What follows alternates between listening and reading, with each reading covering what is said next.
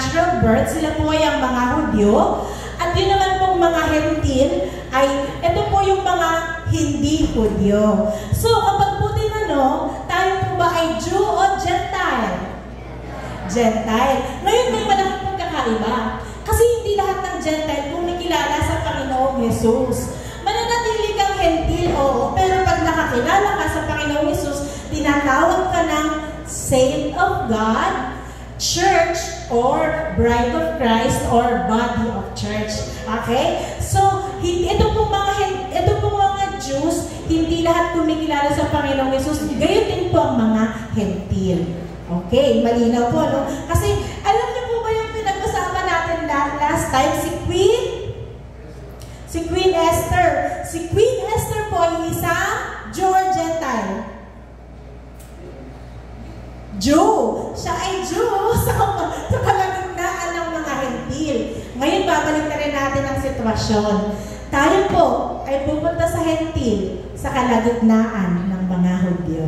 Amen? Ang ating pong verse ay nagmula sa Ruth chapter 2, verse 23.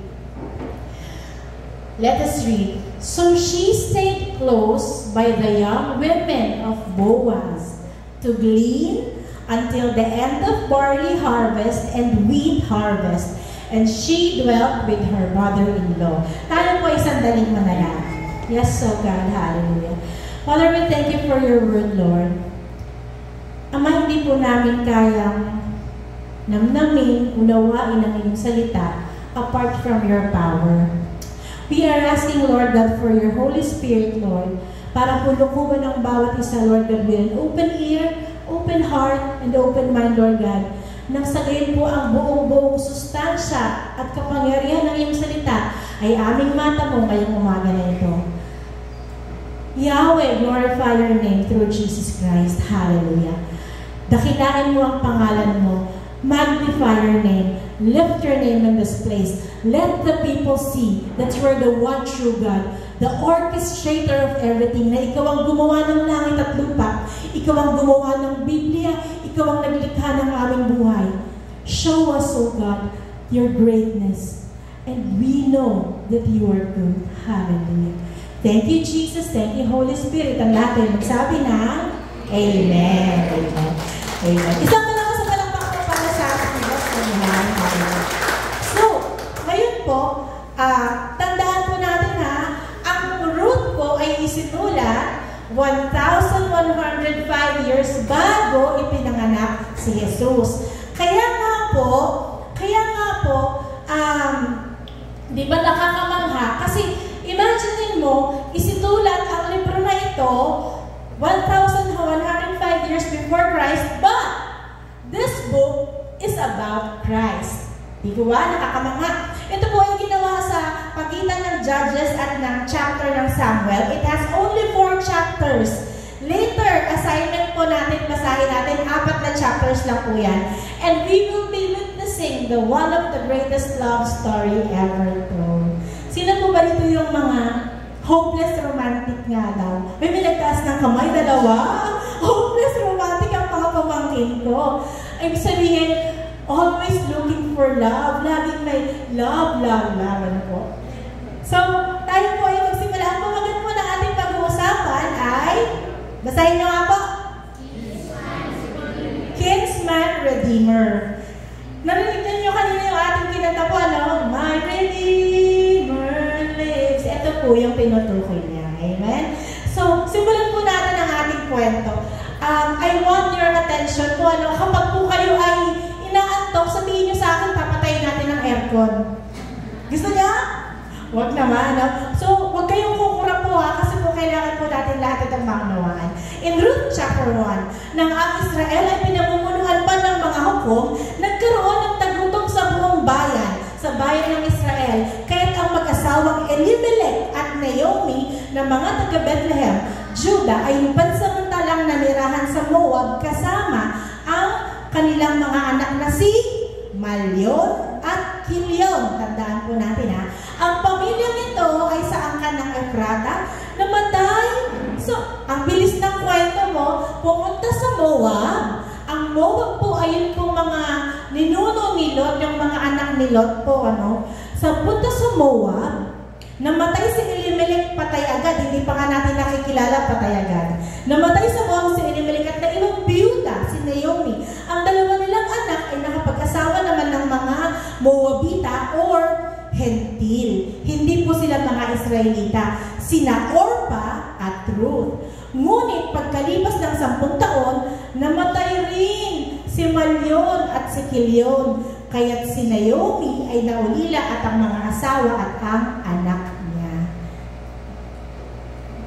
So, ito po si Elimelech. Sila po ay nagpunta sa bayan ng Moab galing sa Israel. Kasama niya si Naomi, si Malyon at si Kilion. Ngayon po, nag-asawa, di ba? Magkaasawa sino na? Asawa ni Naomi si Elimelech.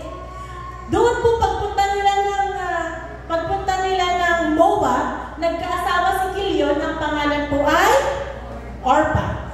At nagkaasawa si Malyon, ang pangalan ay Ruth. Sa kasamaang palad, sila po ay namatay. So nagkaroon po ng 3 biyuda ang ating kwento. Amen? Pero tingnan po ninyo ang mga ibig sabihin ng pangalan nila. Elimelech means God is my king. Naomi means pleasant.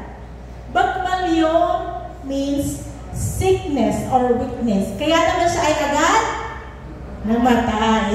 Kaya kung mamaya, i-review na rin kung ano ibig sabihin ng pangalan nyo Okay? Tingnan natin mamaya. Tapos po si Ruth naman is a companion or friend. Kilion is to come to an end. Diba? Grabe naman ka-specific si Lord. Kaya mamaya hanapin niyo po talaga ang inyong pangalan. Orpha naman means stiff-neck or to turn away. Later on, we will get to understand more of this. Tuloy natin ang ating kwento. In Ruth chapter 1, verse 6 to 14, nabalitaan ni Naomi ang kaniyang bayan ay pinagkalooban ng masaganang ani.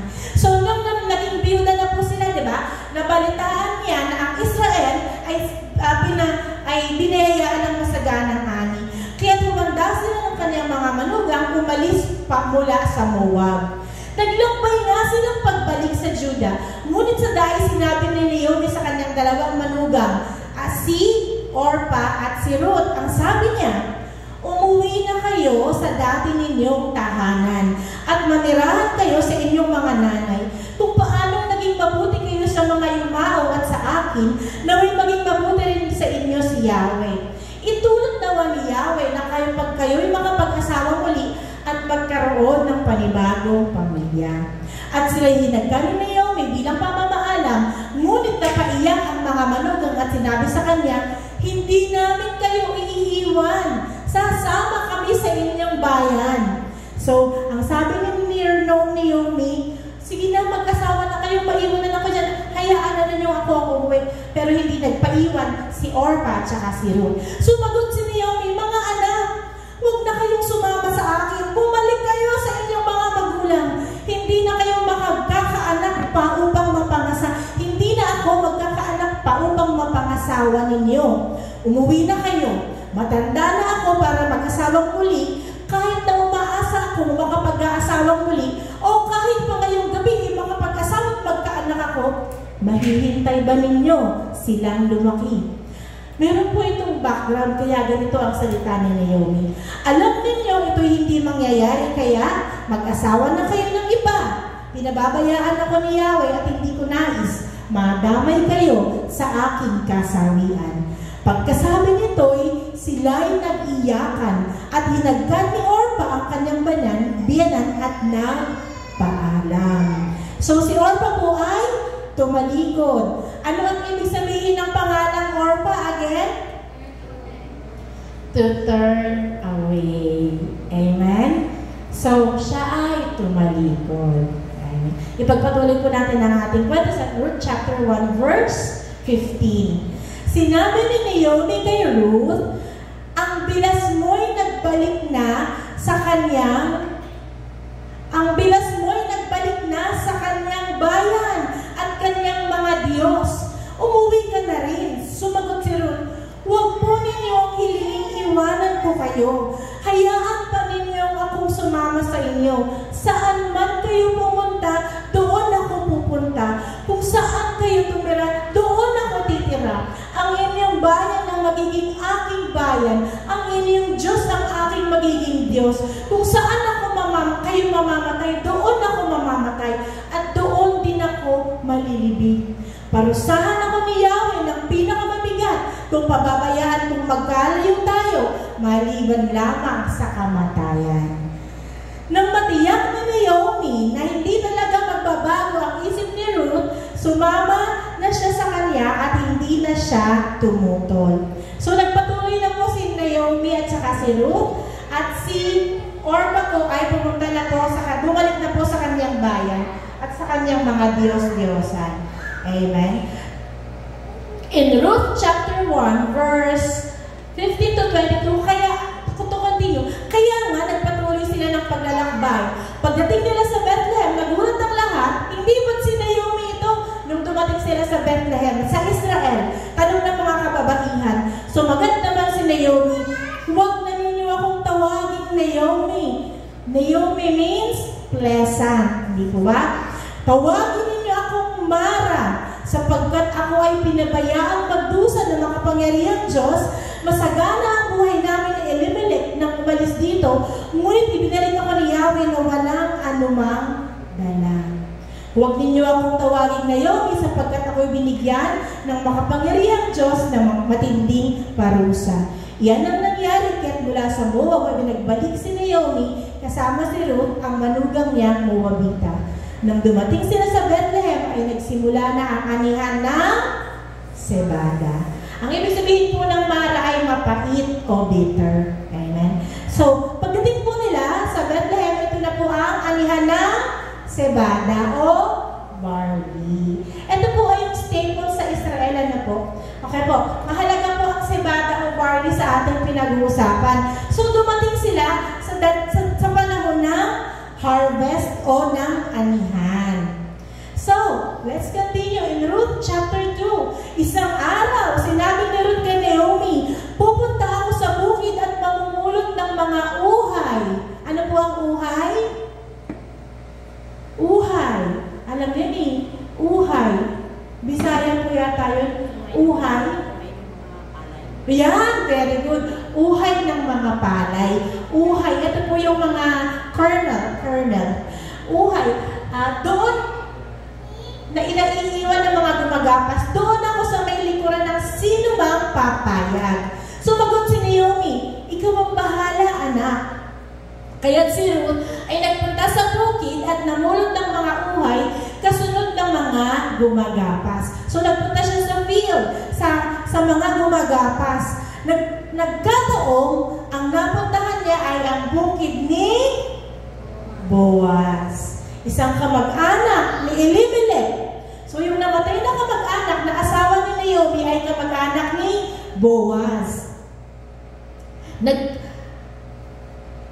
Isang kamag-anak ni Elimelech na napakayaman at iginagalang sa kanilang bayan.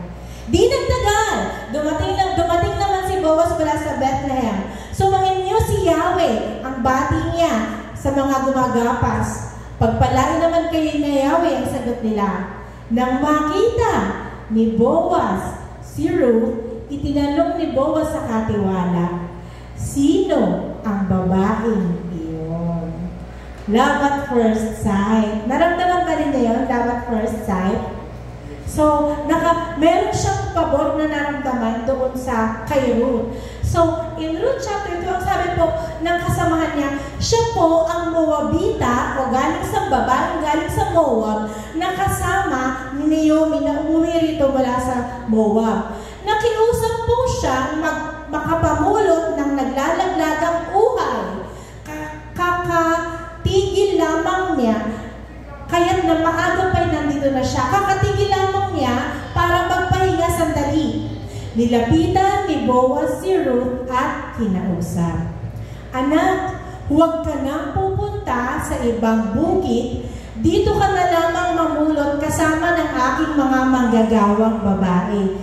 Tingnan mo kung saan sila gumagapas at sumunod ka. Sinabi ko na sa mga tauhan ko na huwag kang gagambalain. At kung ikaw ay nauuhaw, malaya kang uminom ng tubig mula sa aking banga. Nagpatira pa si Ruth. Siya ay yumuko at dumapa bilang pagbigay galang at nagtanong, "Ako po ay isang dayuhan, bakit po napakabuti ninyo sa akin?" Kailangan po natin maintindihan na ang mga Israelita po ay malinis at mataas ang tingin sa kanilang mga sarili.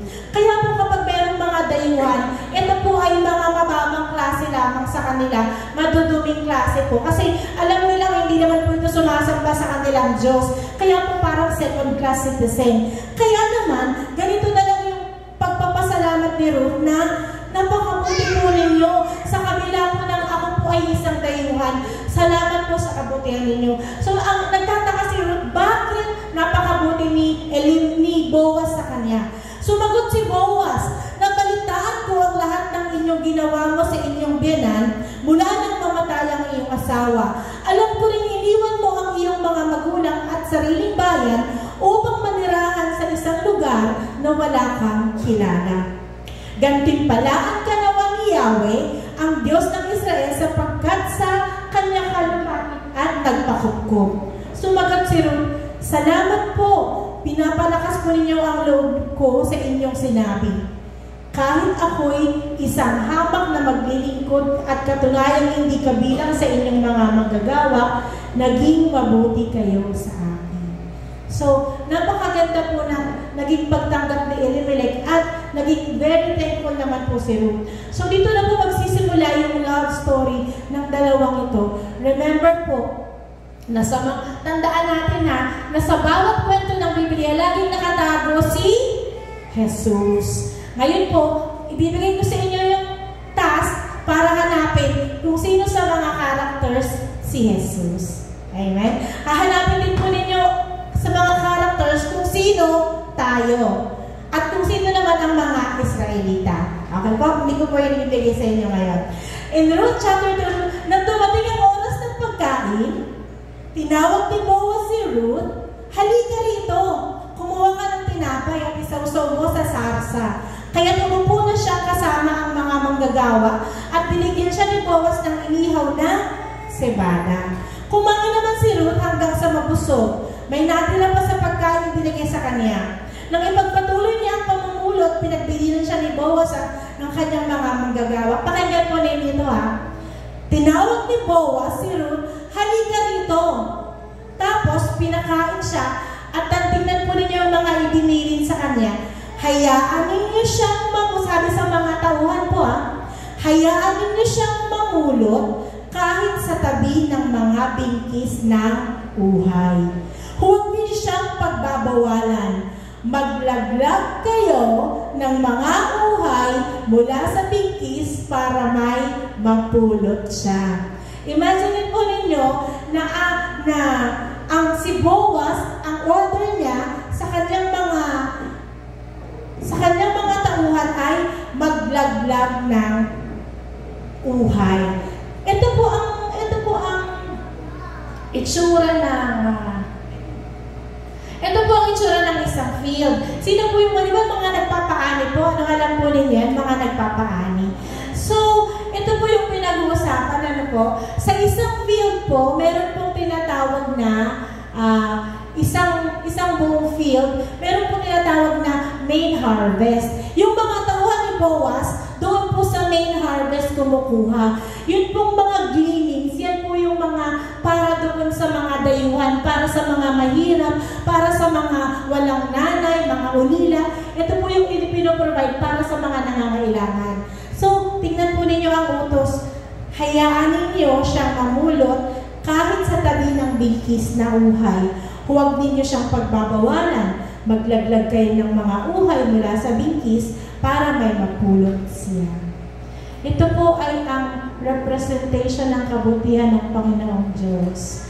Ang Panginoong Diyos po na si Jesus ay representation ni Boaz. At ang si Ruth naman po ay representation ng mga hintil na marumi at makasalanan, pero dahil kumilala sa Diyos, ay binigyan ng pabor ng Diyos. Ganito po tayo, ingatan, alagaan at pag-provide ng Diyos. Ito po ang bill ng Diyos sa kanyang mga tauhan. Kaya hayaan ninyo siyang mamulot kahit sa tabi, huwag din niyo siyang pagbabawalan. Maglaglag kayo mula sa buhay. Mga kapatid, ang biyaya po ng Panginoon sa totoo lamang po ay dadamputin na lamang natin. Hindi lang talaga natin po pwedeng asahang isushoot ni Lord sa ating wallet, isushoot ni Lord sa ating bag. Talaga po kailangan natin paghirapan at pagsumikapan, but the blessings are already there. Iniutos na po ng Panginoon yan para sa mga anak niyang hentil na kumilala sa Kanya. Amen? Isang malakas na palakpak po para sa ating Diyos na mahal. Ito po yung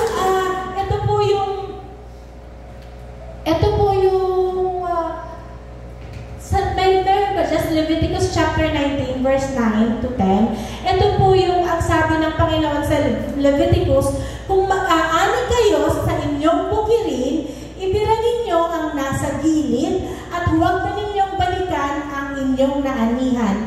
Huwag ninyong pipitasin lahat ng bunga, ang nangubasan, ni puputulin man ang mga nalaglag. Pabayaan ninyo iyon para sa mahihirap at sa mga dayuhan. Ako si Yahweh na inyong Diyos. So, ang lahat po ng mga nasa gilid ay nakalaan po para sa mga walang nanay, sa mga naulila, sa mga mahihirap, sa mga dayuhan. We have to understand na ang Panginoon po ay pwedeng magkwento ng isang love story and pwede rin niyang ipaloob doon ang story ng kanyang redemption at pag-ibig, pero pwede rin po niyang ipaloob doon ang mga mystery ng Biblia. This is what I'm talking about. Hindi po ba sa isang anihan, narinig niyo na po ba yung first fruits?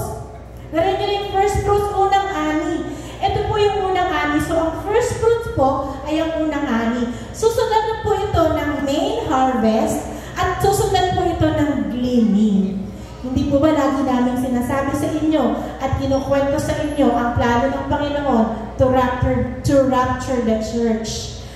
Ang first fruits po is the first fruits of resurrection.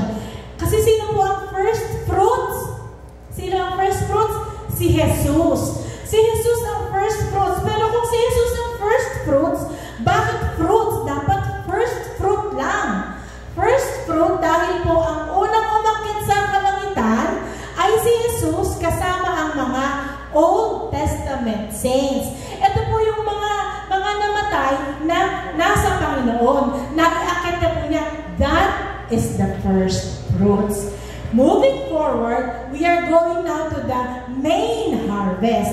Ito na po yung harvest ng mga tao sa mundo na kumilala sa Panginoon at nagpasakop sa Panginoon, nagpatuloy sa Panginoon at nananatili sa Panginoon hanggang sa ngayong oras na to. We are the main harvest.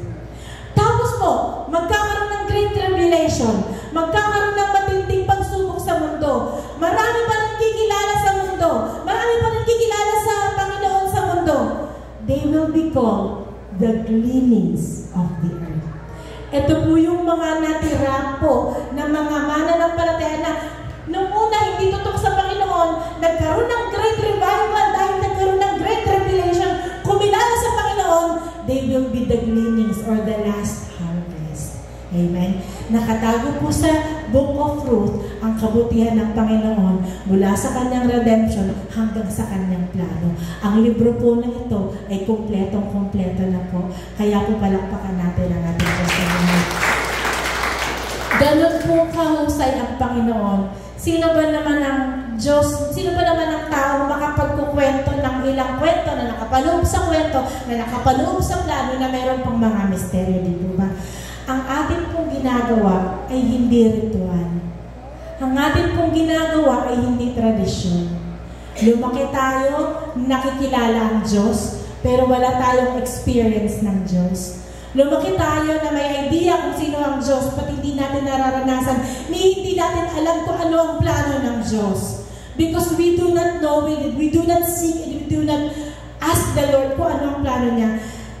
Born again Christianity is not It's not a tradition. Hindi po ito ngayon, dito daming artista na born again ngayon, dito na tayo. Hindi po eh. ito po ay yung tunay ng mga taong nakasumpong sa kabutihan ni Ruth, sa kabutihan ng Panginoon, kagaya ni Ruth. Amen? Tayo po ay mga hentil na hindi karapat-dapat. Tayo po ay nakasumpong sa kabutihan ng Panginoon. Kaya po, marami pong Kristiyano ang po pwedeng manglamig o mawala ng gana kasi po yung pong tunay na sustansya ng plano ng Panginoon ay nawawaglit sa atin. Hindi po napipigilan po ng mundo yung pong plano ng Panginoon. Kaya napakabuti ng Panginoon. In Ruth chapter 2, verse 23, we're going to our main verse. So she stayed close by the women of Boaz to glean until the end of barley harvest, and she dwelt with her in mother-in-law. There's another gold here. Tingnan po natin ha. So, ang tandaan po natin, kapag sinabi sa Biblia ang harvest, ito po ay end of age. Kapag po sinabi, di po ba, ano po ba ang gapasan? Di po ba ang gapasan ay katapusan po ng ani? Tama? Katapusan ng ani. So, kapag sinabi sa libro na, sa Biblia na, end of barley harvest, ito po ay end of age din. Si Boaz po, ang Panginoong Hesus, si Ruth, ang hentil, at si Naomi naman po ang ating mother-in-law. Ang mother-in-law natin na ito ay ang mga Israelita. Bakit? Tignan po natin ha. Kasi ang Panginoong Hesus po ay ikinasal sa mga Israelites sa Mount Sinai. Dito po sila binigyan ng Panginoon ng 10 Commandments. So, ito po naging binding agreement nila. Kaya nga lang po, di po ba, si Ruth po ay napawalay. So, napawalay kagaya ng mga Israelita. Later, babalikan natin. Moving forward, meron pong sinasabi sa... So, di ba nadaanan natin? Meron kang mag-anak sino? Si Elimelech na ang pangalan ay si Boaz. Dito po nag-a-apply yung law of levirate marriage. Pakinggan po natin ha. Law of levirate marriage. Meron po ba tayong idea kung ano ang law of levirate marriage? Babasahin ko po. Makikita po natin ito sa Deuteronomy 25, verse 5 to 10. Hindi ko na po siya babasahin ng buo dahil masyadong mahaba, but I will explain to you what law of levirate marriage means. So, sa law of levirate marriage, di po ba naalala natin na si Malyon ay namatay, tama? So, dapat po dyan, ang mangyayari, kung meron kapatid si Malyon na binata pa, siya po dapat ang magpapakasal kay Ruth. Ganon po siya. So, sa isang sambahayan, kunwari, si Kuya, meron siyang pinakasalan, pero si Kuya ay namatay, kailangan magpatuloy ang lahi nila. Yung pong si Diko ang magpapatuloy, papakasalan niya yung asawa ng kuya niya. Kung mamamatay ulit si Diko, pupunta naman siya kay Sangko. Kung mamamatay si Sangko, pupunta ulit siya kay, di ba kuya ulit yun? Parang bunso. Pupunta siya kay bunso. Hanggat may, kailangan po kasi ma-continue ang lahi. So, Israelita po kasi napakahalaga ng pangalan. Amen? Kasi di po ba, nagsimula lamang sila sa 12 tribes of Judah, sa 12 tribes of Israel.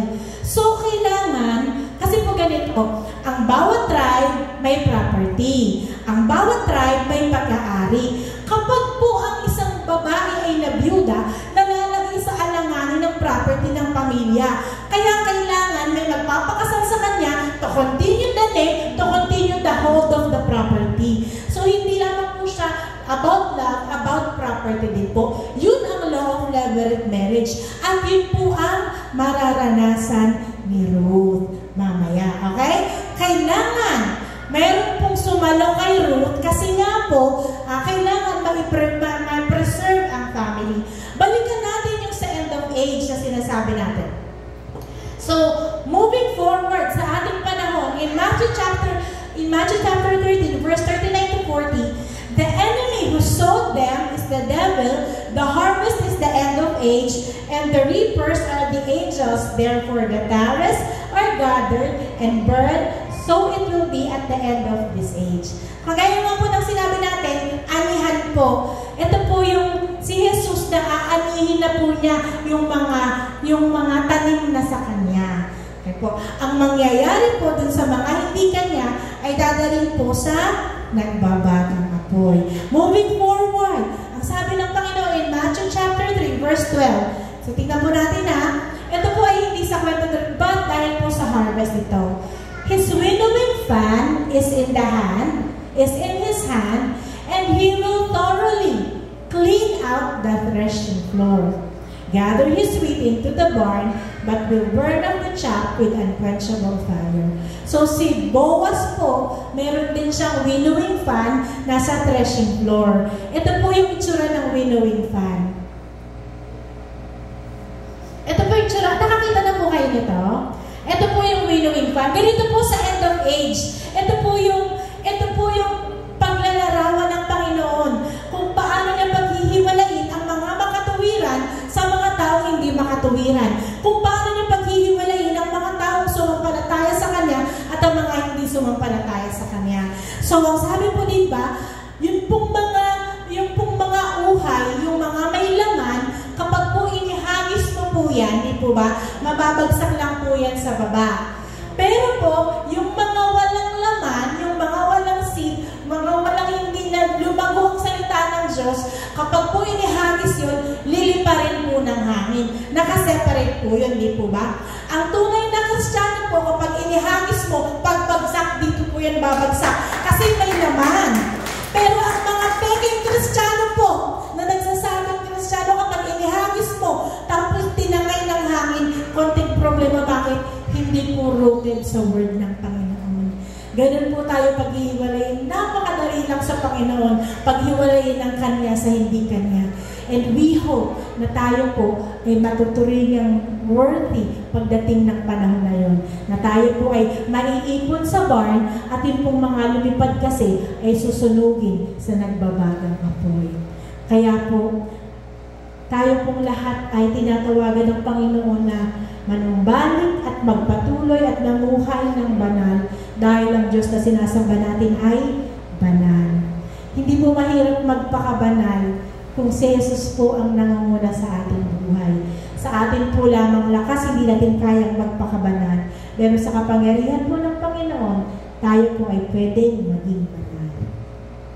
So isang araw, kinausap ni Naomi si Ruth, sabi niya, anak, kailangan ihanap kita ng magiging asawa upang magkaroon ka ng sariling tahanan. Natatandaan mo, sinabi ko sa iyo noon, kamag-anak natin si Boaz. So si Boaz pala ay kamag-anak nila. Uy, nagigets na nila, napapangiti na siya. Nakamag-anak natin si Boaz. Mga manggagawa niya ang kasama mo sa bukid, anak. Kaya't maligo ka. Magpabango ka. At isuot mo ang pinakamaganda mong damit. Pagkatapos, pumunta ka sa giikan. Pinaligo ka. Pinagpabango ka. Tsaka ka pinapunta sa giikan na Makati. No? Makati sa giikan, di ba? Makati sa... Sino po nagpadala sa giikan? Taas kamay. Ako din. Wala. Kami lang ni Alvin marunong sa giikan. Wala. Giikan. Alam niyo po yung giikan. Yung kanina, yung naggaganon. Nagpapalayan yan po. Makati po doon, di ba? So isipin mo, bakit pinaligo pa ako? Kati-kati doon. Di ba? Pinaligo pa. So, pero po, ito po ay representation na kung paano tayo dapat haharap sa Panginoon. Tayo po dapat ay laging malinis ang kasaotan, amen? Pag kahit hindi, basta po lahat, laging ina-expect ni Lord, tayo po ay malinis ang kalooban, ang kasaotan at presentable sa Kanya. Ngunit huwag pong ipapaalam na nandoon ka hanggat makakain at makainom si Boaz. Tingnan mo kung saan siya matutulog. Lumapit ka. Iangat mo ang... Sabi ni Grace, aggressive naman itong si Nanay Naomi, no? Lumapit ka. Iangat mo ang takip ng kanyang paa at mahiga ka sa may paanan niya. Sasabihin niya sa iyo ang nararapat mong gawin. Sumagot si Ruth, gagawin ko pang lahat ng inang sinabi. Nagpunta nga si Ruth sa giikan upang magsagawa ang lahat ng sinabi ng kanyang biyanan. Amen? So, masaya si Boaz matapos kumain at uminom. In Ruth chapter 3 verse 7 to 9, maya-maya'y nahiga siya at natulog sa tabi ng buntong ng cebada or barley. Marahang lumapit si Ruth. Baka kasi malaman ni Boaz, nag-iingat siya. Marahang lumapit si Ruth, iniangat ang takip ng paa ni Boaz at nahiga sa paanan nito. Huwag niyo itong gagayahin, ha? Baka mamaya gayahin ninyo. So, pumunta si Boaz, meron siyang takip. Kasi nagtatakip sila kanya. Ngayon, nang may takip siya, ang ginawa ni Ruth, nung napuntahan niya si Boaz, ginangat niya yung takip ng paa, tapos ginanyo. Ginanyo niya, okay? Huwag niyong gagawin. Hindi naman si Boaz dito. Baka yung crush na puntahan kung natutulog ko, mali yun. Okay? So, wala na plano, okay? So, nang maghahating gabi na, nagising si Boaz. Nagising siya, may nakitang babaeng nakahiga sa paanan niya. Sino ka? Tanong niya. Sino ba naman ang hindi magugulat? Ikaw rin, pag may nakitang gano'n, magugulat ka, diba? Na nakahiga sa paanan mo. Sino ka? So, ito ba ay pagiging agresibo o hindi magandang gawain? Ang sagot, pero si Ruth po ang inyong lingkod, sagot ng babae. Isa kayong kamag-anak na malapit, kaya dapat ninyo akong kalingain at pakasalan. Grabe agresibo, hindi lang tumabi. Huwag nyo talagang gagayahin. Hindi lang tumabi, nagdemand pa, dapat niyo po akong pakasalan. Ha? Bakit ganun? Grabe ka naman. Naging mabuti na nga ako sa'yo. Inaruga kita ngayon, pinipilit mo kung pakasalan ka. Because they are applying the law of levirate marriage. Hindi po ito pang babastos sa paningin ni Elimelech. Ito po ay kahanga-hangang gawain sa panahon nila. Kasi po, ang ginawa po ni Ruth na pagsama sa kanyang mother-in-law ay isa na po kahanga-hangang gawain. Ngayon po, niyakap ni Ruth ang Diyos ng mga Israel. Niyakap ni Ruth ang bayan ng Israel. Niyakap ni Ruth ang lahat-lahat sa Israel at tinalikuran niya. Ito po ay katumbas ng pagtalikod sa dati niyang buhay, ang buhay ng makasalanan. Dahil isa lang naman ang daan sa kaligtasan, ang pagkilala sa Diyos ng Israel. Amen? Kapag po hindi Diyos ng Israel, hindi po totoong Diyos iyon. So, ito ang response ni Boaz nung sumagot si Ruth. Ang sabi ni Boaz, pagpalain ka ni Yahweh. Higit na kagandahang loob sa aming angkan ang ginawa mo ito kaysa ginawa mo sa iyong biyanan. Hindi ka naghanap ng isang lalaking bata na maaaring mayaman o mahirap. Ipanatag mo ang loob mo. Ang iyong loob na lalaman ng buong bayan na isa kang mabuting babae. So, hindi po nandoon si Ruth for something else. Hindi po wala po siyang sexual relationship na ini-insinuate. Siya po ay nandoon para po tumupad sa isang batas ng Israel. Amen? So, gagawin ko ang lahat ng sinabi mo. Totoo nga, ako ay malapit ninyong kamag-anak at may tungkulin ako sa iyo. Ngunit, may ngunit po, may isa pang mas malapit na kamag-anak kaysa sa akin. So, may problem. Kasi, ibig sabihin, hindi si Boaz yung rightful redeemer niya. Bakit? Kunwari, si Kuya. Diba? Namatay si Kuya. Tapos, nakilala ni girl si Sangko. May Diko pa pala. So, may Diko pa. Hindi naman talagang Diko. Ibig sabihin, mas malapit na talaga. May Diko. Ngunit, may isang mas malapit na kamag-anak kaysa sa akin. Dito ka muna hanggang sa madaling araw. Bukas na ng umaga, aalamin natin kung pakakasalan ka ng lalaking sinasabi ko. Kung hindi, ipapangako ko kay Yahweh ang buhay na Diyos, nagagampanan ko ang aking tungkuling ito. Matulog ka muna sa ngayon. Kaya't nakatulog si Ruth na sa may paanan ni Boaz hanggat sa umaga. Ngunit bumangon siya bago sumikat ang araw sapagkat sinabi ni Boaz na walang dapat makaalam na nagpunta siya sa giikan. Nang paalis na si Ruth, sinabi ni Boaz, iladlad mo ang iyong balaban. At ito'y nilagyan ni Boaz ng mahigit kalahating sikabang sibada. Ipinampasan niya ito kay Ruth at tuluyang umuwi. Malakas si Ruth, kasi kalahating kaban yung pinasan ni Ruth. Kasi alam niyo po, nung panahon ng mga Israelites, babae ang umiigib. Kaya nga po si Rachel, natagpuan po ni Eliezer, ay yung asawa ni Isaac. Sino nga ba asawa ni Isaac? Si Rachel. Hindi si Rachel. Nasa Arden. Natagpuan siya na nasa igiban. Wala lakas ng mga babae. So, pinasan ni Ruth. Walang pabebe nung panahon na yun. Kalahati naman pinasan niya. Umuwi siya sa nanay niya. Diba? Hindi niya, ay, hindi ko po kaya. Di ba mga babae yan? Ang bigat. Walang pabebe sa kanila. So, tuloy na siya umuwi. Nang makita siya ng biyanan, itinanong niya, kamusta ang lakad mo, anak? May nangyari ba? Maganda.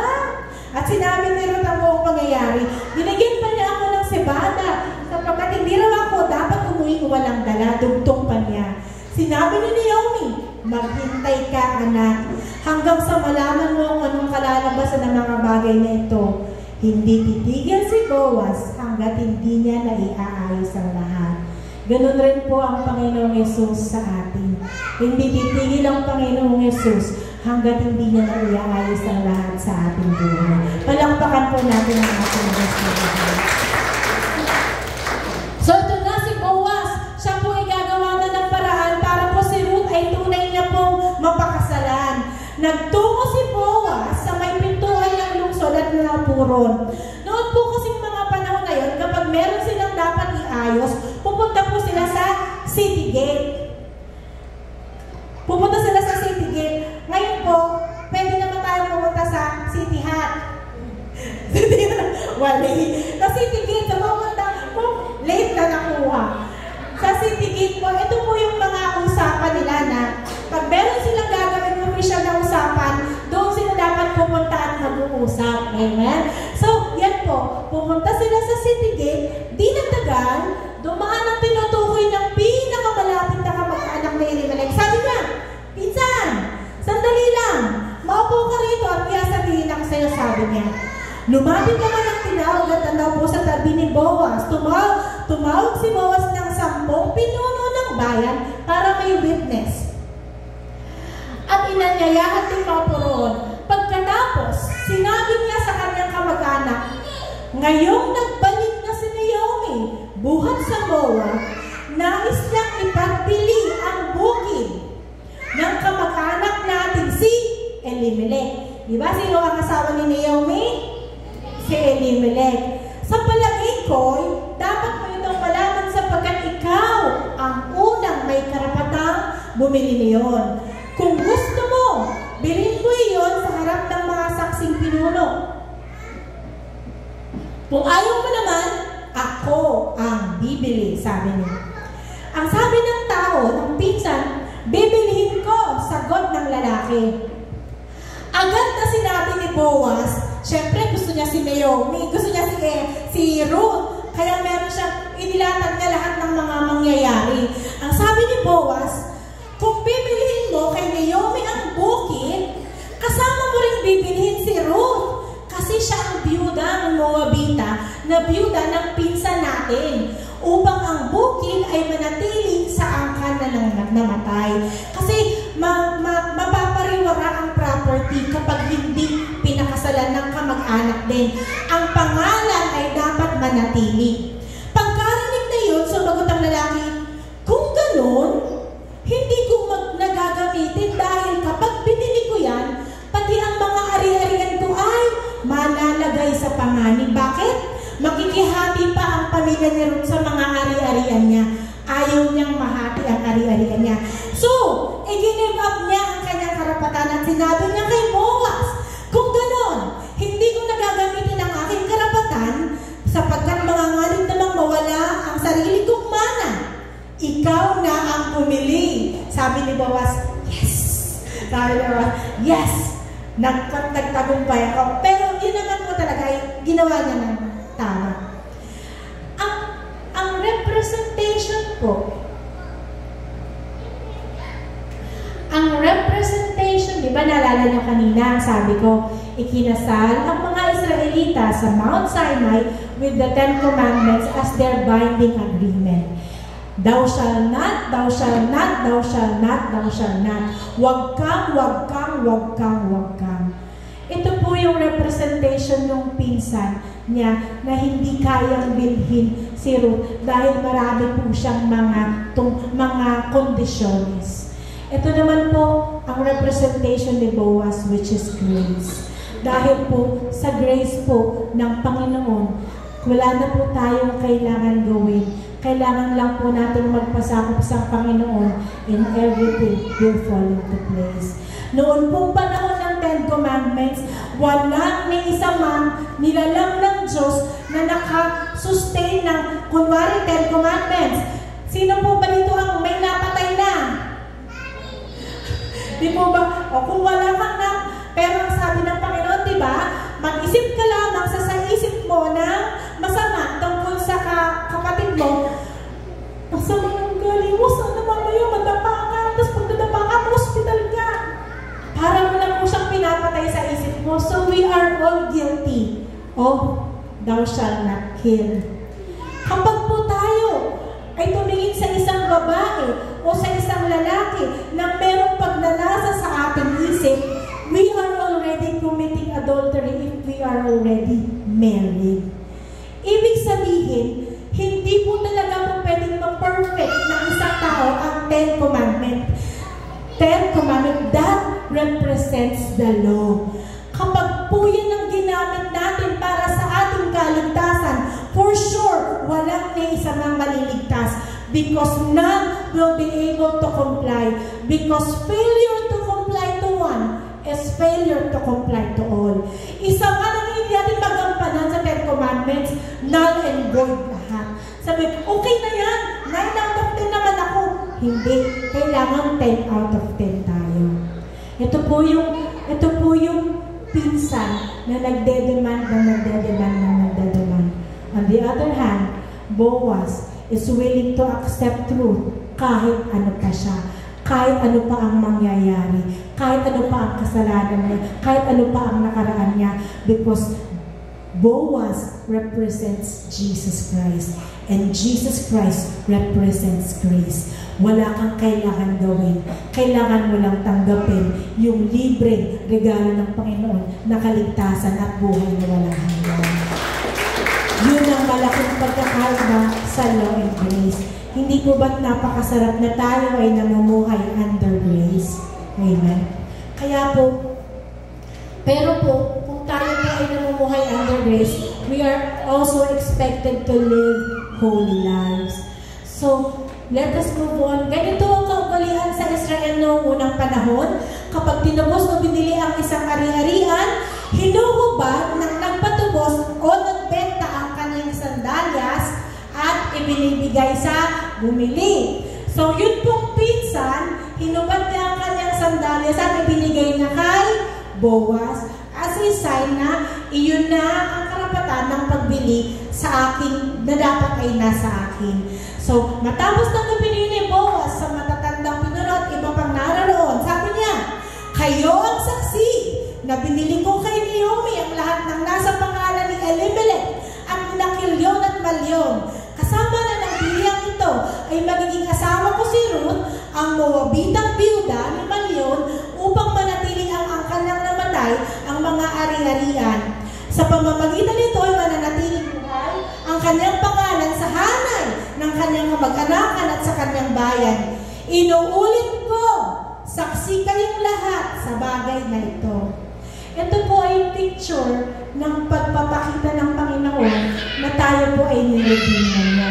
In Colossians chapter 2, verse 14, pinawalang bisa ang lahat ng naisulat sa alituntunin laban sa atin. Ang lahat ng nasusulat po ay yung nasa 10 Commandments. Lahat po kasi ng alituntunin na yun ay against sa atin. Bakit? Alam po kasi ng demonyo na walang kayang tumupad.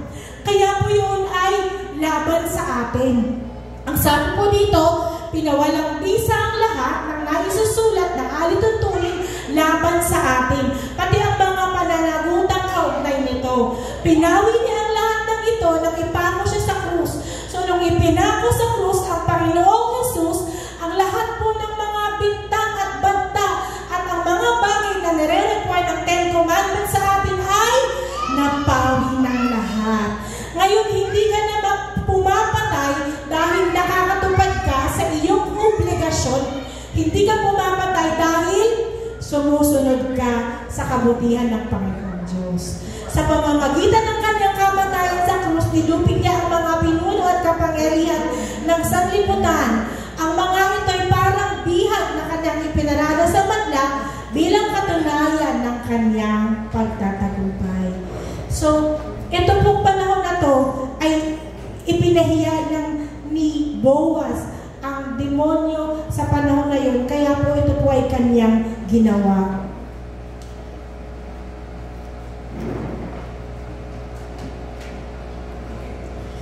So, nangyari na nga po, nabili na ni Boaz ang kalupaan ni Naomi, kasama na nga po doon ang biyuda na si Ruth.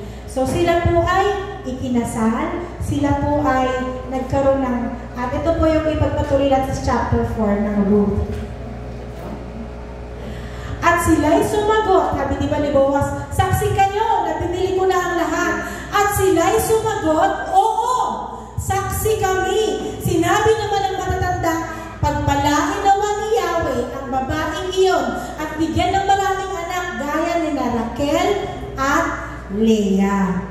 So, ito po ay si Raquel at si Leah po ay diyan nagmula ang 12 tribes of Israel.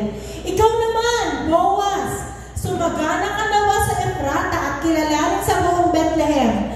Matulad nawa sa sambayanan ni Perez na mga anak na Judah at Tamar, ang mga anak na ibinibigay sa inyo ni Yahweh sa pamamagitan ng babaeng ito.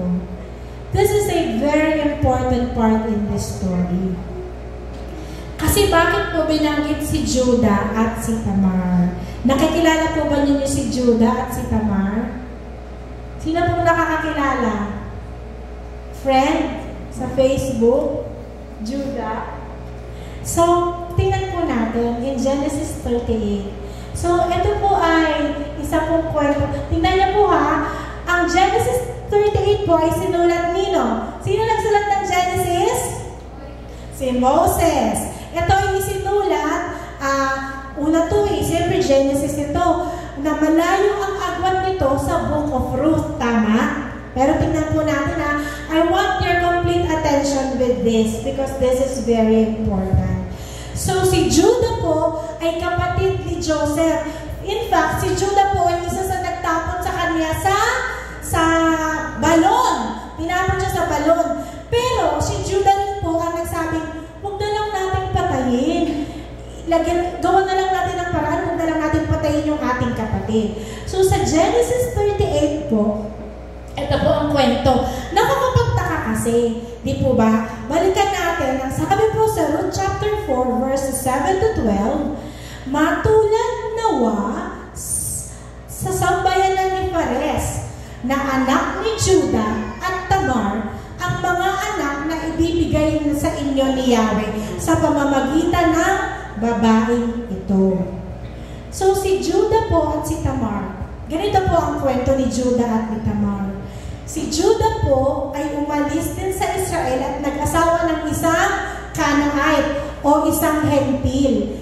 Ngayon po, nagkaroon siya ng anak. Ang anak po niya ay si si Onan, at si Shelah. Hay po. Namatay si dahil si ay masamang tao, kinitil ng Panginoon ang kanyang buhay. By the law of levirate marriage, sino ang dapat magpakasal?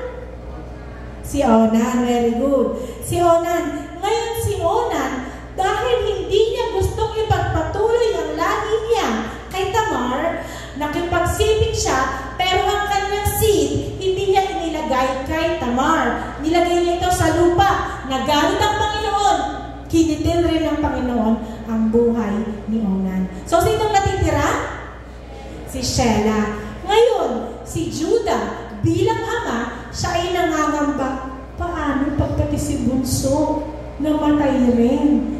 So, nagkaroon siya ng plano na hindi ibigay si Shelah kay Tamar. Which is, by the way, dapat nang gampanan dahil siya ang ama. At alam niya ang law of levirate marriage. So, ang ginawa po ni Tamar, dahil po, nakita niya, malaki na si Shelah. Dapat mag-aasawa na kami. Pero hindi binibigay ni Judah. Kasi nga natatakot si Judah. Ang ginawa po ni Tamar, nagpanggap siya isang prostitute. Nang malaman po niya na si Judah ay, dahil byudo na si Judah, nalaman niya pumunta po para magpastol, inabangan po niya. Siya po ay nagbelo para hindi siya makilala ng kanyang father-in-law. Father-in-law po, di ba? Tama? Father-in-law. So, noon po ay nagkaroon ng nagtagumpay si Tamar na sabi niya, papayag ako na sa gusto mo, ibigay mo lang sa akin ang ring mo, ang staff mo, at ang mga senyales na ikaw ang naka-negotiate ko ngayon. Kasi nga po, prostitute siya. So, nagbunga yung anak ni Judah at ni Tamar. Yun nga po si Fares. Yun po si Fares, yung sinasabi kanina. So, nang nalaman ni Judah na, bakit ako niloko ni Tamar? Ipahuli siya, sunugin at patayin. Pero nung nahuli na po si Tamar, sinabi niya, ako'y nagdadalang tao sa isang lalaki na nagbigay sa akin nito. So, nalaman ni Judah na siya pala ang ama ng dinadala ni Tamar. Kaya po, sabi niya, mas makatuwiran siya sa akin. Dahil meron akong obligasyon sa kanya na hindi ko tinupad, kaya lang niya nagawa ang bagay na ito. Kaya nga po si Tamar ay hindi po tinatawag, hindi po makasalanan, kundi makatuwiran dahil ginawa po niya ang batas na nasa saad na nararapat.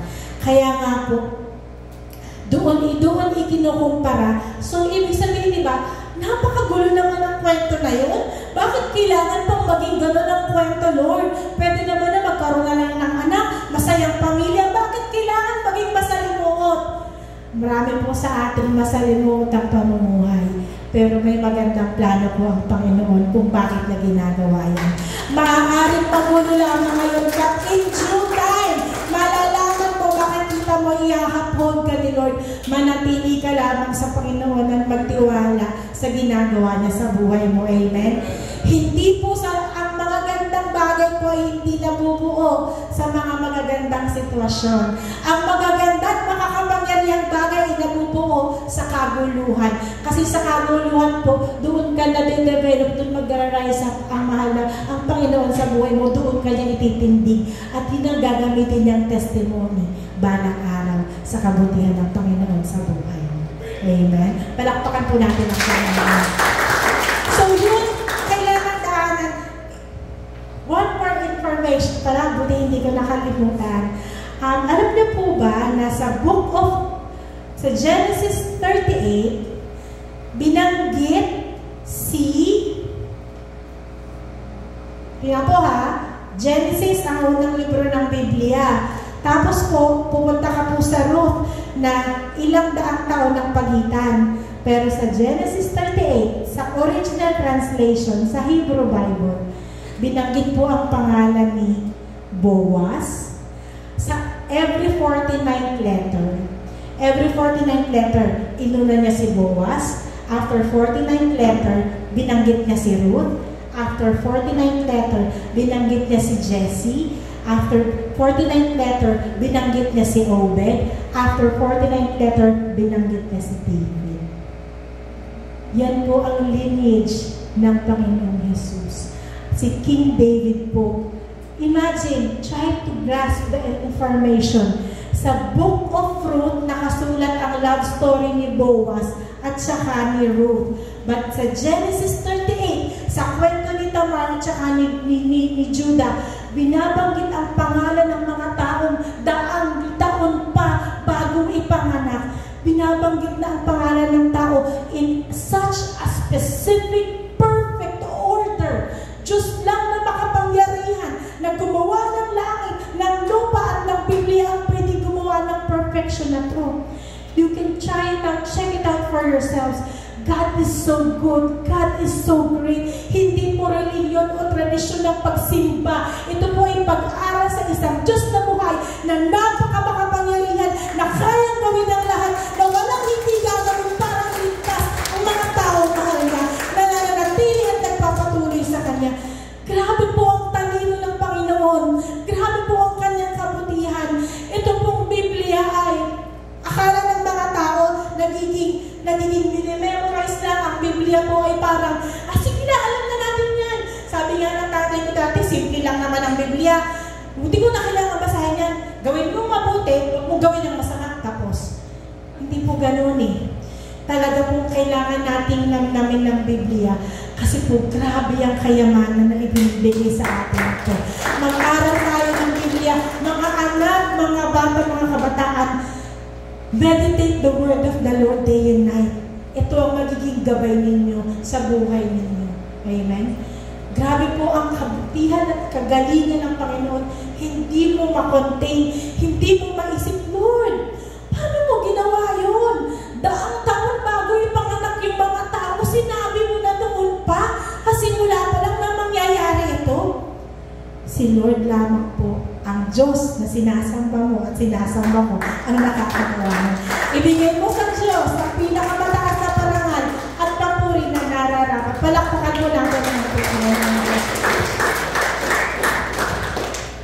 Kaya alam na po yun, kada simba mo, kada meditate mo ng word niya, kada worship mo, hindi mo naiintindihan kung paano mo nag-glorify ang Panginoon. Nakikita ka niya.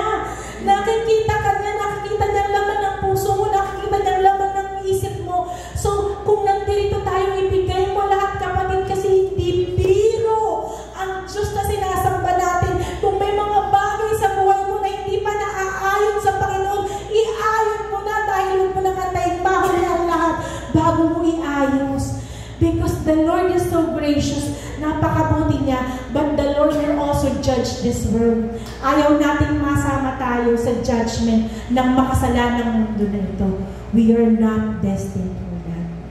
Moving on, in Ruth chapter 13 verse 22, so Boaz took Ruth and she became his wife. And when he went into her, the Lord gave her conception. Nagbuntis na si Ruth at nagkaroon na sila ng anak. Then the woman said to Naomi, Blessed be the Lord, who thou hast not left you the day without a close relative, and may his name be famous in Israel. And may he be to you a restorer of life and a nourisher of your old age. For your daughter-in-law, who loves you, is better to you than 7 sons. Then Naomi took the child and laid him on her bosom and became a nurse to him. And also the neighbor women gave him names, saying, There is a son born to Naomi, and they called his name Obed, the father of Jesse and the father of David. Si Naomi po daw ay nagkaroon ng anak. Hindi naman si Naomi ang nabuntis, di ba? Pero dahil po nanatili ang pangalan, ay siya po ay tinatawag ng anak rin na Naomi. So, tingnan po natin. Ang sabi po in Ruth chapter 4, this is the genealogy of Perez. Ito po yung mga anak, di ba? Mga anak ni Perez. Sabi nga po maging kagaya sana siya ni Perez. Ito po yung anak ni Judah at saka ni Tamar. Pero begot Hezron. Hezron begot Ram. Ram begot Aminadab. Aminadab begot Nashon. Nashon begot Salmon. Salmon begot Boaz. And Boaz begot Obed. And Obed begot Jesse. And Jesse begot David. Ang lolo ng Panginoong Jesus ay nanggaling sa linya ni Ruth, nanggaling sa linya ni Tamar, nanggaling sa mga linya ng mga makasalanan at linya ng mga maruruming tao. Hindi po kailangan ng Panginoon ng perpekto na tao na malinis. Kailangan po niya ng mga taong makasalanan na handang sumuko at magbigay ng buhay nila sa Panginoon. Yun ang gagamitin niya. Hindi niya kailangan ng magaling, matalino. Hindi niya kailangan ng mga taong ang lalaki ng mga achievement. Tayo ang kailangan ng Panginoon. Tayo ang hinahanap niya. Tayo ang tinatawag niya. Ruth, a Gentile woman, hindi malinis, marumi sa paningin ng mga Israelita, ginamit siya ng Panginoon. Tamar also was used by the Lord. Jesus is our kinsman redeemer. Jesus is the kinsman redeemer. So ito po yung requirement para maging isa kang kinsman redeemer. Kinsman, ang ibig sabihin po nito ay kamag-anak. Number 1, this is the requirement para po maging kinsman redeemer ang Panginoon. First, kailangan ay maging kamag-anak. Paano natin nasabihin na magiging kamag-anak natin ng Panginoong Jesus? Dahil siya mula sa pagiging Diyos, siya ay bumaba, nagkataong tao para mamuhay kagaya ng tao. So siya bilang Diyos, nagkaroon siya ng flesh, nagkaroon siya ng laman, nagkaroon siya ng emosyon. Naging kamukha natin siya. He satisfied the first law of a kinsman. Kailangan kauri, kailangan kamag-anak. Ginawa ng Diyos Amang kauri natin ng Panginoong Yesus sa pamamagitan ng pagpapadala sa lupa para maging tao, para maranasan ang nararanasan natin, para makiligtas tayo. Satisfying the first law, the first law. Next, kailangan po may kakayanan magbayad. Kunwari, may utang ka. Tapos sabi ko, sige, tutulungan kita. Wala rin naman akong pambayad sa utang mo. Paano ko mababayaran ang utang mo? Hindi natin mababayaran kasi I am not able. Kung meron man akong 50 million, may utang kang 500 pesos, ayokong bayaran eh. Problema mo yan, di ko naman yan utang. Hindi pa rin nasa-satisfy. So the second rule is, kailangan the person is able to pay. Paano mababayaran ng Panginoon ang kasalanan ng sanlibutan? Dahil siya ay banal, dahil siya ay malinis, dahil siya ay walang kasalanan, ang dugo niyang pagka-Diyos ay sapat na para tupusin bawat patak ang kasalanan ng buong mundo. Mula noon hanggang ngayon, iisa pa rin ang kapangyarihan ng dugo ng Panginoon. Satisfying the second law, which is able to pay. He is a king, He is able to pay, and thirdly, He is willing to die for us.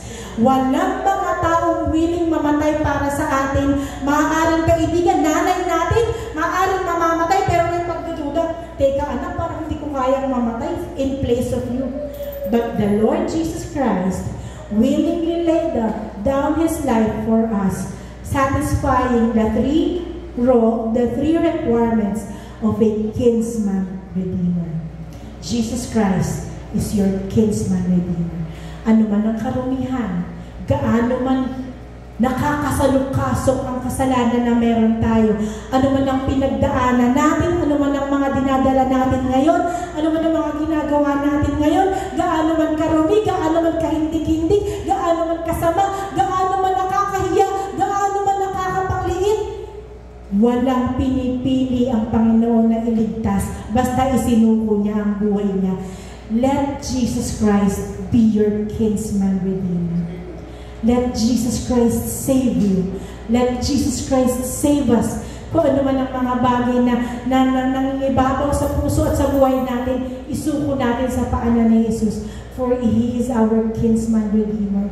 Remember nung binili niya ang lahat kay Naomi at kay Ruth, binayaran niya ang lahat. Paid in full. Walang kapatid, walang iniwan na utang mo ang Panginoon. Lahat ng utang mo sa kasalanan, lahat ng utang mo sa demonyo, lahat ng pagkakautang mo was paid in full. Complete. Kailangan mo na lang tindigan at sabihin, thank you for the redeeming blood. Tayo po ay tumayo as we give honor. Palakpakan po natin ang ating Diyos na buhay. Tayo po ay tumayo as we give honor to God sa kabutihan niya sa ating buhay,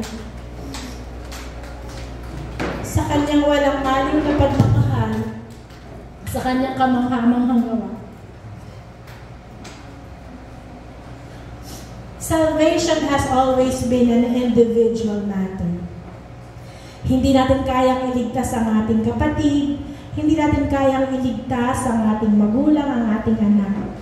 But we can bring them closer to God. So someday, makikilala nila ang Diyos na tagapagligtas na nakikilala natin.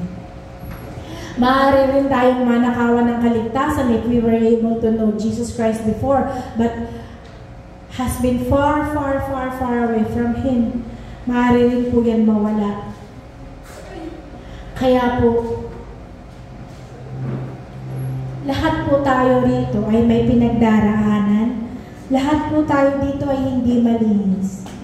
Lahat po tayo dito ay makasalanan. Wala pong may isa na makapagmamalaki sa Panginoon na siya ay malinis. Lahat tayo nagkukulang. Lahat tayo nagkakamali. Lahat tayo may pinagdaraanan. Lahat tayo may sugat. Pero lahat tayo pwedeng pumunta sa silong ng balabal ng Panginoong Yesus at magpasakop para sa ating kaligtasan.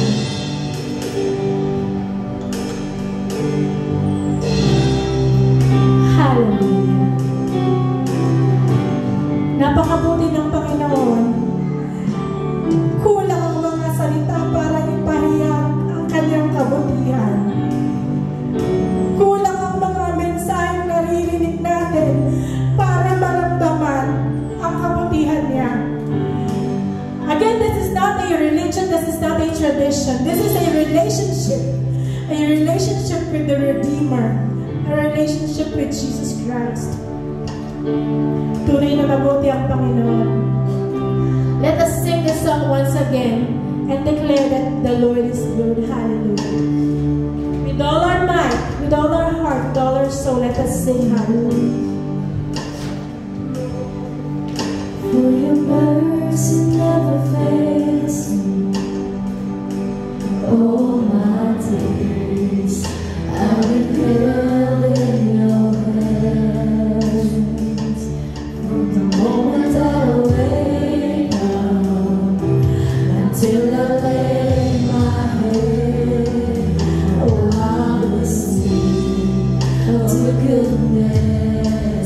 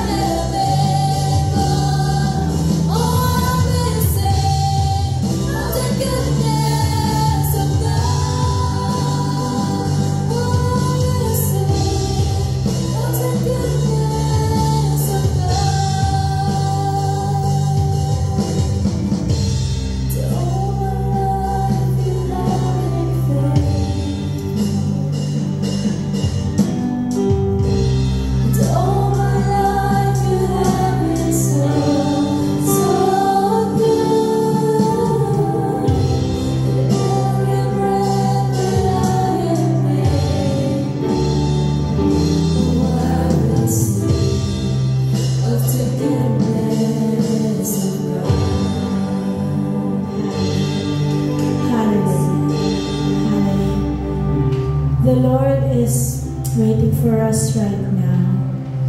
He is our kinsman redeemer. If we haven't understood His goodness at ang mga bagay na kaya niyang gawin sa buhay natin before, we are given the opportunity right now to surrender our lives once again to the Lord Jesus Christ.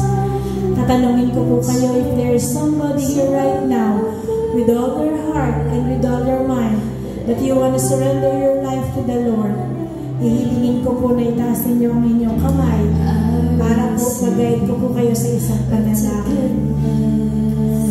Hallelujah. Do this as if the Lord is in front of you. Do this not out of pressure. Do this not out of nahihiya ako kasi hindi ako nagtaas ng kamay. Kapatid, huwag mong intindihin yun. It is between you and the mighty God who created you, who gave you life, who gave you your family, who gave you your future, and who paid for your sins. If you're that person right now, say this prayer with me. Hallelujah. Mahal na Ama, I want to hear you say, Mahal na Ama, humingi ako ng tawad sa lahat ng aking mga kasalanan, ng aking pagkukulang, at ang aking pagmamalabis. Ang mga gawa ko na hindi ka nais-nais sa iyo ay iyong patawarin at tanggalin.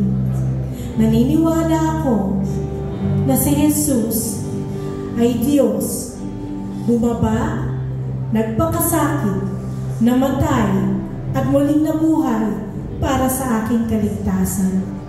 Ama, tinatanggap ko ang Panginoong Hesus, ang Panginoong Hesus, ang aking kinsman redeemer sa aking buhay. Salamat sa kanyang sakripisyo. Siya na magmula ngayon ang maging Diyos ng aking buhay at ang aking tagapagligtas. Mula ngayon hanggang sa kanyang pagbabalik, ako'y ingatan mo at ihanda mo para sa lahat ng mga promesa na kanyang sinabi para sa akin. Salamat sa pangalan ni Jesus. Amen. Tunay na napakabuti ng Panginoon. Hallelujah. Let us also take this time to pray for our loved ones, anak, kapatid, magulang, kapamilya, kaibigan, na hindi pa tunay na nakakakilala sa kapangyarihan, kadakilaan, kaluwalhatian ng Panginoong Diyos na si Jesus. Let us in one accord, hallelujah, cry out to God. Cry out in thanksgiving His goodness. One more time, church. 'Cause all my life you have been faithful. 'Cause all my life you have been so good. With every breath that I am able, oh, I will sing of the goodness of God. One more time, hallelujah. 'Cause all my life you have been faithful.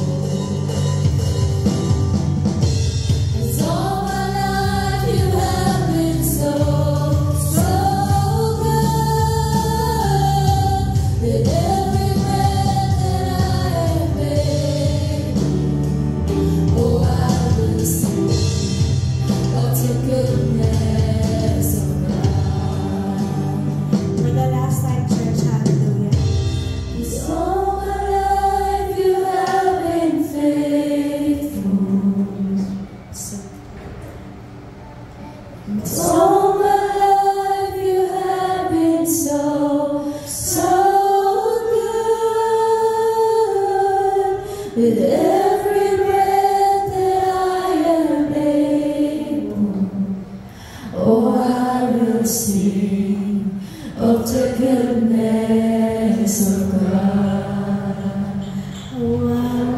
sing of the goodness of God. Oh, I'm gonna sing of the goodness of God. Lakbakan natin ang ating Diyos na magpapagligtas. Hallelujah. Thank you, Father God. Thank you, Holy Spirit. Thank you, Abba. Thank you, Yahweh. You're the King of Kings and the Lord of Lords. We are truly in awe of our kinsman Redeemer. Salamat, Banal na Espiritu. Salamat sa inyong presensya. Sa pangalan ni Jesus, ang lahat ay magsabi na, Amen. Tayo na ba tayo makaupo sa presensya ng ating Panginoon as we move on to our communion. Hallelujah. Stay before the Lord.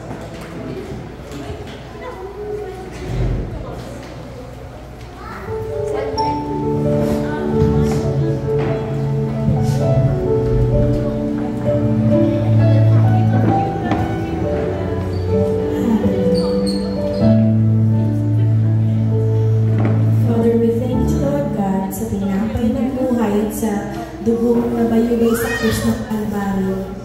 We remember your goodness. We remember your sacrifice. For if it not for your good work, O God, your sacrifice, O God, we will be condemned up to this moment. This is a celebration of your goodness, Father, and a remembrance of the sacrifice you made at the cross of Calvary. May you be glorified. In Jesus' name, amen.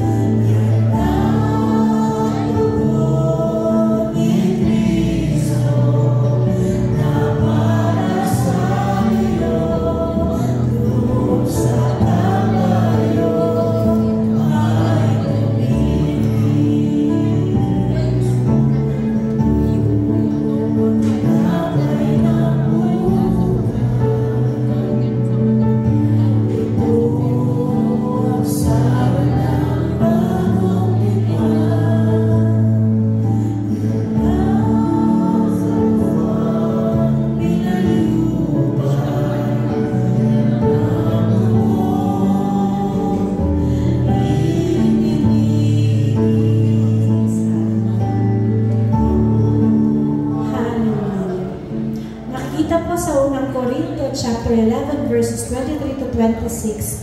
For I received from the Lord what I also delivered to you, that the Lord Jesus on that night when he was betrayed took bread, and when he had given thanks, he broke it and said, This is my body, which is for you. Do this in remembrance of me. In the same way, do this in remembrance of me. Let us partake. And in the same way, he also took the cup after supper, saying, This is the cup of the new covenant in my blood. Do this as often as you drink it in remembrance of me. For as often as you eat this bread and drink this cup, you proclaim the Lord's death until He comes. Ating pong pagsalo-salo.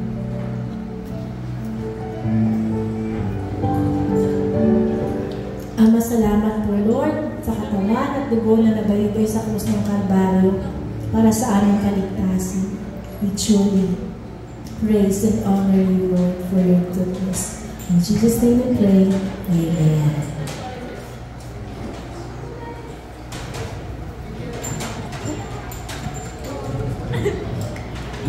Ngayon, sige po tayo po muna ay magsadol para po tayo ay makapakinig ng tithes and offering.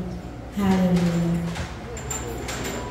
Sinasabi na sa tanang Diyos, sisipin ako maapaw, ang sabi niya mararanasan pagkakagay. Ngayon ba't natawag po si Sister Jessica para sa ating tithes and offering?